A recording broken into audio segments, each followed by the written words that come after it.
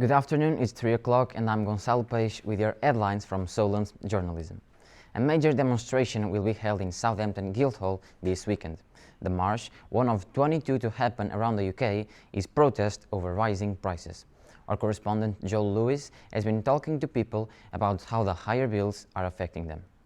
We are here in Southampton city centre talking to residents about the cost of living crisis and the rise in the energy cap to 54% to find out if they are affected and if they're worried about the future of their living situations. Since my wife passed away, we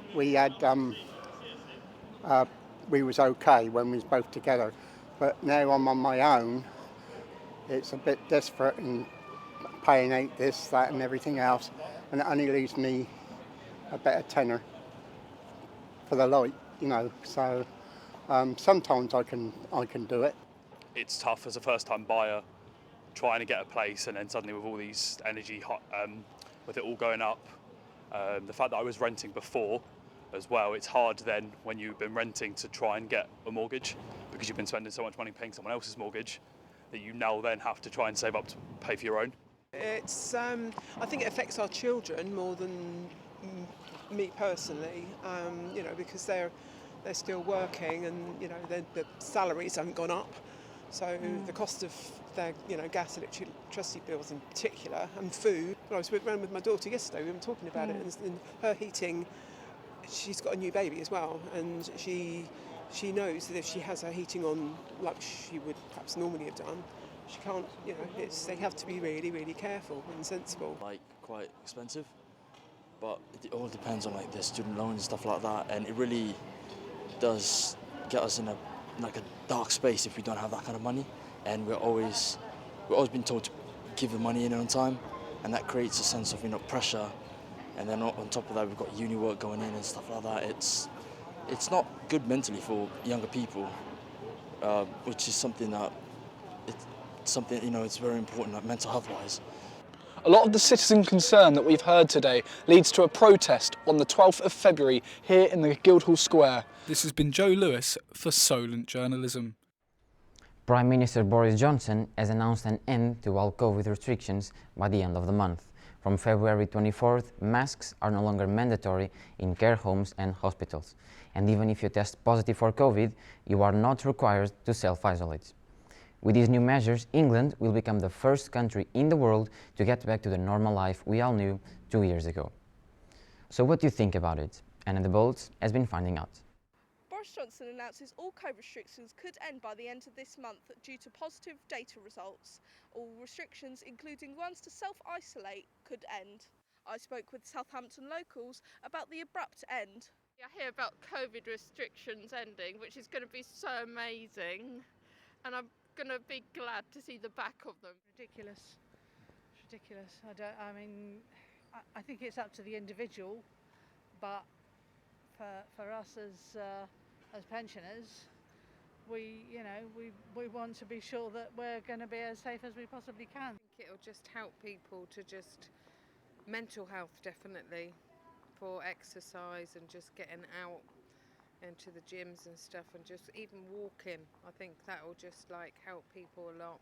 I think it's a bit scary because there is a lot of it going around, and obviously people are still getting ill.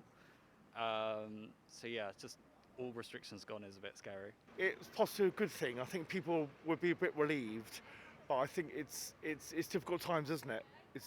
People are still a bit anxious and a bit worried what's really going on, what to do for the best, really, to keep safe. But I think it's a good thing, but I think people are still worried, still anxious, but let's see what happens, you know, one day at a time. Back in January, the Prime Minister expected restrictions to end on the 24th of March, now announcing that it could end sooner. I'm Hannah de Bolts, and this is Solent Journalism. And Prince Charles has had to cancel a royal visit to Winchester today after he tested positive for COVID for the second time. He sent a message apologising for missing the event. The Prince is now self-isolating. Sent us a message a couple of minutes ago, and I will read it. Ladies and gentlemen, I am so sorry that I cannot be with you today. I am desperately disappointed as I was so looking forward to marking this historic occasion with you. I hope very much that I will be able to visit at a future time. But for today, please accept my most heartfelt apologies and my very best wishes as you mark this memorable occasion for Winchester, His Royal Highness, the Prince of Wales. The family of a woman who has sadly died following a car crash near Marshwood have paid tribute to her. The collision happened just after 4 a.m. on Saturday, 22nd January. Sadly, Anna-Marie Greenough from Calmore has since died in hospital. Paying tribute to her, her family said Anna-Marie was a loving mom of 5 beautiful children, a devoted sister and daughter. Southampton's tallest building took a step closer to being finished yesterday. The mayor of Southampton, Alex Houghton, was at the top of Centenary Quay in Weston to help with the last pour of concrete. Once completed, the building will be 27 stories high. And in football now, a great victory for Southampton last night, winning 3-2 at Tottenham. But after the game, the manager did little to calm Saints fans worried he could retire in 2024 when his contract ends. It follows an interview with Hasenhüttl in German magazine The Kicker, where he said he may quit. Last night, he revealed how tiring the job can be. Considering walking away after that, can you surely? Yeah, I'm very proud today. We saw a fantastic game. And coming back twice today means a lot to the players, to me, and shows how we developed our game. And I mean, when you score a goal like the second one with 23 passes before, and then against this team, it is good. It is simply good. It was a fantastic performance today. You left your subs quite late today, so you've got a bench down there full of energy ahead of Saturday, so you can make changes there. How many changes do you think you're going to make? I know you're not going to tell me that, but how are the boys looking in the dressing room? Are they feeling fit, ready for Saturday? To be honest, in the moment, I'm very empty. I have no idea. I'm not thinking about anything. I don't even know if I look at the game again now in the bus when we're driving home. I don't know. I don't know. Just one more from me then, Ralph. You said in the week you can't see yourself being Roy Hodgson's age and doing this job, but do nights like this not make it all worth it? That must have been brilliant. Yeah, but you also saw how much energy it costs. Huh? So that's the reason why I always speak about.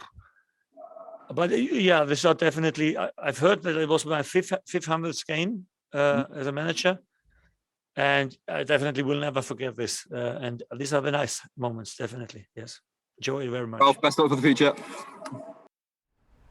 And finally, just time for some good news. Southampton City Council has today said a big thank you to the community after a record-breaking 30,000 gifts were donated to children in need as part of its 33rd annual toy appeal. That's all from us now. You can find all our stories and more online at solentjournalism.co.uk. We will be back in 2 weeks.